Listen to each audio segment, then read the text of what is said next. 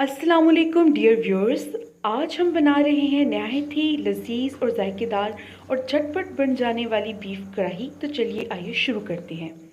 सबसे पहले मैं ले रही हूँ 1 किलो मछली का गोश्त और इसको मैं गलने के लिए रख रही हूँ। बोनलेस गोश्त मैंने यूज़ किया है, लेकिन जो असल जायका कढ़ाई में आता है वो हड्डियों के सूप का आता है, तो एक हड्डी मैं एक्स्ट्रा शामिल कर रही हूँ जायका के लिए। थोड़ा सा नमक शामिल किया है और मैंने शामिल किया है एक लार्ज साइज़ का प्याज और एक पोथी लहसुन की शामिल किया है मैंने।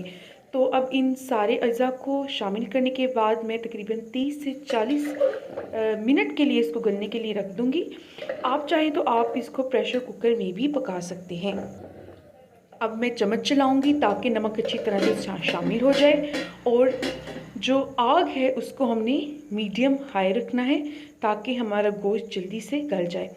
तो जी हाँ, गोश्त गलने के बाद अब मैं ले रही हूँ कढ़ाई, और कढ़ाई में मैंने 4 चम्मच ऑयल शामिल किया है।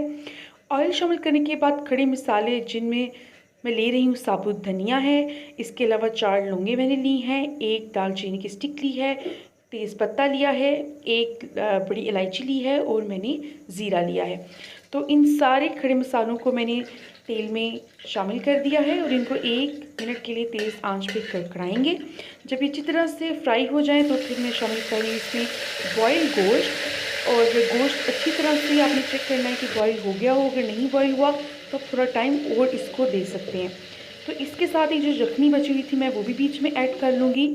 और उसके बाद अब हम शामिल करेंगे दूसरी अज्जा, जिनसे हमारी जो कढ़ाई है उसका जो टेस्ट है वो इन्हेंस होगा।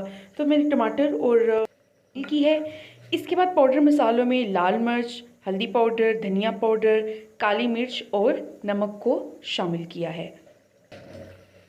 आग आपने थोड़ी सी आहिस्ता कर देनी है और अपने पाउडर मसालों को शामिल करना है कढ़ाई के अंदर, ताकि अच्छी तरह से हमारे पाउडर मसाले मिक्स हो जाएं।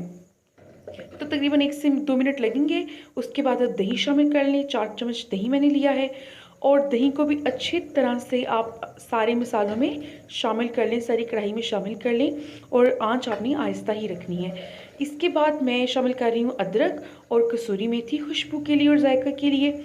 और उसके बाद अब आपने 5 से 7 मिनट तक इसको मुसलसल भूनना है, चम्मच चलाना है जब तक कि ऑयल ऊपर नहीं आ जाता। तो तब हमारी कढ़ाई जो है वो तैयार हो जाएगी।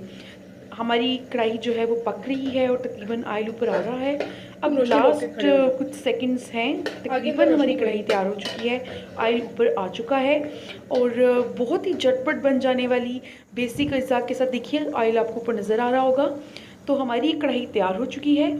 तो आप भी बनाएं, अपने घर वालों को सर्व करें, उनसे दुआएं भी वसूल करें और तारीफ़ें भी वसूल करें। तो देखने के लिए बहुत शुक्रिया। अगर वीडियो पसंद आई है तो ज़रूर मेरे चैनल को लाइक कीजिएगा। Thank you so much for watching.